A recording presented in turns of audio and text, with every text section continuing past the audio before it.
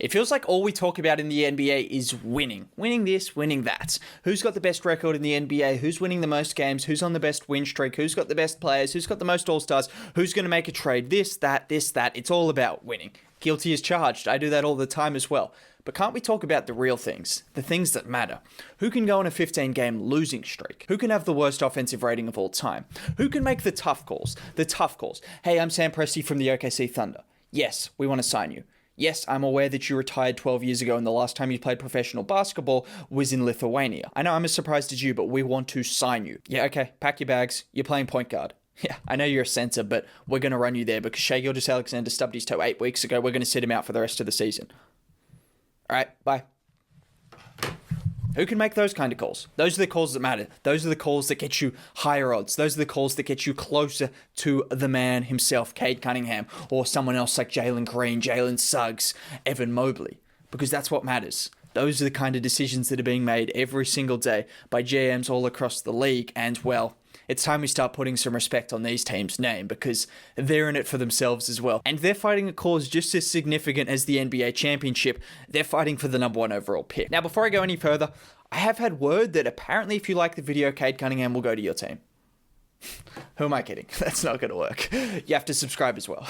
No, but seriously, I'm joking. If you do like the videos, a like would be much appreciated. It helps how they go. And subscribing to the channel would be cool as well because I make content like this very regularly, so that would be cool. And also, he will go to your team. Otherwise, I'll write you a letter myself of apologies. Whatever, let's get into it. Basically, all season long, all we've heard about is how good Cade Cunningham is. And I'm going to say I don't really watch college basketball, so I haven't watched too much of him. I watched like 30 minutes, and I'm not going to make a conclusion based off that. But what I am going to do is look at what people have had to say, hear from people, and from what I've heard is this guy is a genuine franchise changer. He can be that good. He's a 6'7" guard. He can play off ball. He can play on the ball. He can shoot the rock. He can pass. He can take over games. He's physical. He can play defense. He's got the package. But there's a lot of teams trying to get this #1 overall pick. There's a lot of teams trying to shoot down the NBA table. And I want to talk about those teams. I want to talk about their fixtures remaining. I want to talk about their form. How could they possibly go about trying to get down as low as they can to try and get the highest odds at getting Cade Cunningham or Jalen Green, but mainly Cade Cunningham because that's what we're talking about. And then who does he fit on the best? If these teams were to get Cunningham, who would he fit the best? Who would he make the biggest impact and who would be the most benefited by having Cunningham? Now, let's just start by talking about the lottery because, let's be honest, none of this might matter. Chicago Bulls, you might end up with Cade Cunningham. Cleveland Cavaliers, Sacramento Kings, like anyone could end up with him, which is why you should be watching this video. But anyone could end up with him. But if we were to just look at the lottery odds briefly, top 3 picks have a 14% split across them, and then the odds decrease by 1.5% all the way down to the 7th worst team in the league, and then yeah, it's kind of a scramble between the rest. Basically, I'll leave a little box here on the screen for you to look at. If you're a Chicago Bulls fan, if you're a Cleveland Cavaliers fan, you still have a chance at getting Cade Cunningham, so this video is still for you. But we're going to look at the teams that have been doing it the best, the teams that have been tanking all season long. They've been putting in the blood, sweat, and tears. They're the ones that have been making the hard calls. Yes, I know you dropped 15 points the other game, but we're sitting you for the rest of the week because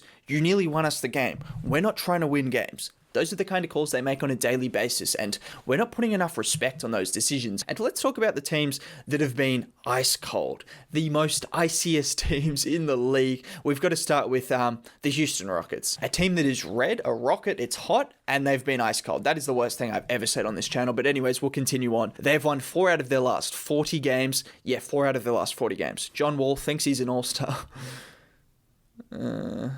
He's not.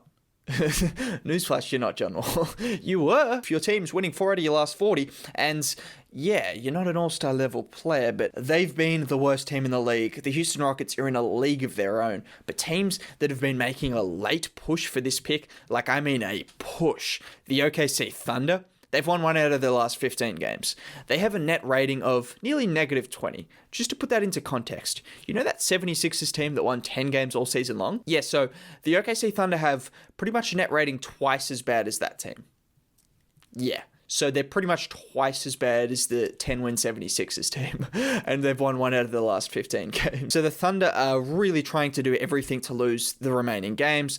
You then have the Orlando Magic, who aren't too dissimilar. Second worst net rating in the league over the last 15 games. They packed up anyone who had a chance at winning them games. Now they're just playing Mo Bamba 40 minutes a night. And, well, that's fine, but yeah, they're losing a lot of games as you'd expect. So those are the 3 teams that have been the coldest of any teams in the NBA. They've been absolutely freezing recently, but that's a good thing. And those are the teams that are making their best shot at trying to get this number 1 pick. But I actually want to go a little bit deeper. I want to look at the remaining strength of schedule. I want to look at kind of teams that'll overlap. You look at a team like the Orlando Magic playing the Detroit Pistons. I want to look at those games, try and forecast them with my expert analysis. I'm really just going to look at the games and say who I think will win, and then we're going to try to come to a conclusion. Who's going to have the highest odds? Who is Cade Cunningham going to fall to? And who is he going to make the most impact on? So let's start with the Houston Rockets. They're not going to win a game unless there is only one possible way the Houston Rockets win a game. Listen closely, because this is the only way. The only way. So this is how it goes. Say they play the Utah Jazz. That's a team coming up. The Utah Jazz team gets struck with food poisoning, okay? They then call up the G League team. That G League team cannot fly over because of an issue. It just can't fly over. I don't make the rules. It just couldn't fly over. And then they call up an NBL team. My home country, an NBL team.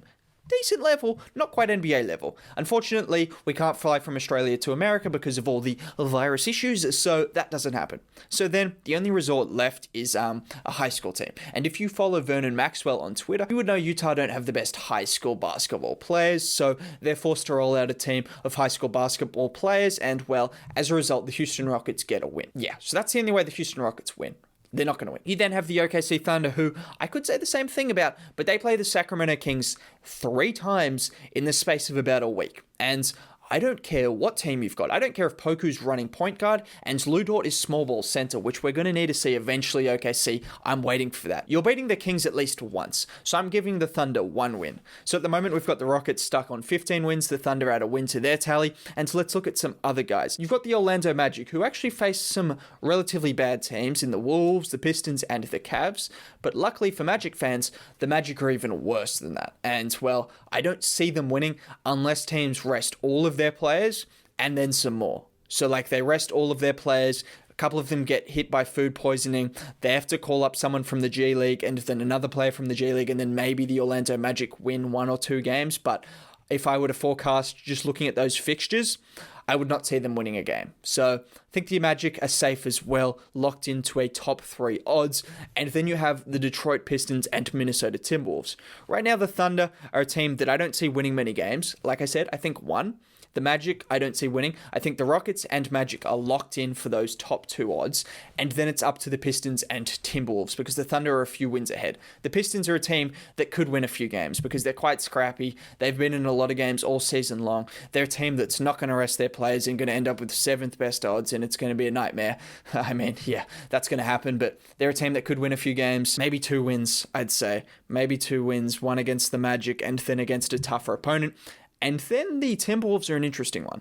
They're actually playing quite well. They've got their starting lineup back. They've got D'Angelo Russell. Anthony Edwards is playing really well. Karl Anthony Towns. They don't really seem like they want to rest these guys, so they're trying to win games, kind of. They're just trying to piece together what they can get from this team. And, well, if you look at their fixtures, there's definitely winnable games in that. They'll beat the Pistons if they continue playing this way. They'll beat the Magic. They'll beat those teams. So I could see the Timberwolves, unfortunately, Timberwolves fans, I could see you dropping out of the bottom 3. So I could see that happening. Basically, what was the point of me saying all of that? Well, in conclusion, I will say that the Houston Rockets, dead last, no chance, nothing, nada, not going to happen. Worst record in the NBA, guaranteed. Orlando Magic, I would lock them in for 2nd worst. Then I'd have the Pistons as the 3rd worst. Not just because I'm an optimistic Pistons fan, but I just think the Timberwolves have been playing well. If they do rest players, then, well, yeah, that's a different story. The Thunder are a few wins ahead, and a few wins when you're talking about these teams is a lot. Like, I can't emphasize that enough. It's a lot. So the Thunder might have done too much work earlier in the season. I know they shut up shop about 30 games ago, but they did too much work. They were too good for too long, and unfortunately, they might end up with like the 4th or 5th best odds. Still good for OKC fans, considering you've got one of the best young players in the league in SGA, and, well, Poku, Lou Dort at center. you've got a good team and you've got about 70,000 picks. So don't be too disheartened, but I think you'll end up with like the 5th worst odds. Now that's my prediction for the odds and how the lottery will fall. Again, none of this might matter because the 7th overall team might end up with Cade Cunningham. The 12th overall team might end up with Cade Cunningham. We saw it with New Orleans and Zion. We saw it with Memphis and Ja Morant. I mean, for all we know, they're going to give him to, I don't know, the New Orleans Pelicans again. Like, who knows where he's going to end up going, but it could be anywhere but these 5 teams. But we're going to talk about these 5 teams because they're the worst 5 teams in basketball, and they've tried the absolute hardest to get Cade Cunningham. So let's at least think about it for them. Let's at least put it into theory for these guys. You start with the Houston Rockets. They've got Kelly Olynyk, so... No, I'm kidding, Houston Rockets fans. I wouldn't do you like that. Christian Wood, really nice player. I could see him being a nice fit with Cade Cunningham, can stretch the floor, can pop out, lob threat, do all of those things, give you 20 and 10 a game. Jae'Sean Tate is a really nice role player. You have Kevin Porter Jr., he's got some potential as well. They've got some other guys like Kenyon Martin as well, and they've got some picks to come through. So I think the Rockets' future isn't as bad as some people might think. And then you look at the Orlando Magic. I actually like what Orlando are doing. They've got Wendell Carter, Mo Bamba's coming into it a little bit. RJ Hampton, I like what he can be. Chuma Okeke, Jonathan Isaac, Markel Fultz, and the Orlando Magic are going to absolutely cream themselves at the idea of Cade Cunningham. A 6'7" point guard? I mean, now that I think about it, they might take Evan Mobley. I mean, they probably will. They'll probably take Evan Mobley and put him at like power forward or small forward. Jonathan Isaac, Mo Bamba, Wendell Carter Jr., Evan Mobley, and like run, I don't know, someone at point guard who's got length, Chuma Okeke at point guard or something. That's probably what the Magic will do. So viewer discretion advised if they were to get the 1st overall pick, because it could get a little bit messy over there. They'd be quite happy with it. And then looking at the best team in the league, the Detroit Pistons, fantastic fit. Nothing needs to be said. Killian Hayes might move to the 2. You've got guys like Jeremy Grant, Sadiq Bey, Isaiah Stewart, best young core in the league. But seriously, he'd be a nice fit in Detroit as well. You then look at Minnesota. Again, they've got about 4 guards that are pretty much all getting paid a lot of money and to put in a lot of responsibility into those guys. I guess he's still a great player, so they could make things work, and they've got a lot of talent on paper, so if they got another really good guy, then maybe that's the final piece. Like, you could see it eventually clicking, like we're seeing recently. It's starting to click, so I could see it eventually click if they got Cade Cunningham. The OKC Thunder, who I didn't mention, Shai Gilgeous-Alexander is all I really need to say. That would be the best young backcourt in NBA history. No ifs or buts. In my expert analysis, Cade Cunningham fits on most teams. I know, crazy that the guy that apparently can do pretty much everything on a basketball court fits on pretty much every single team that sucks.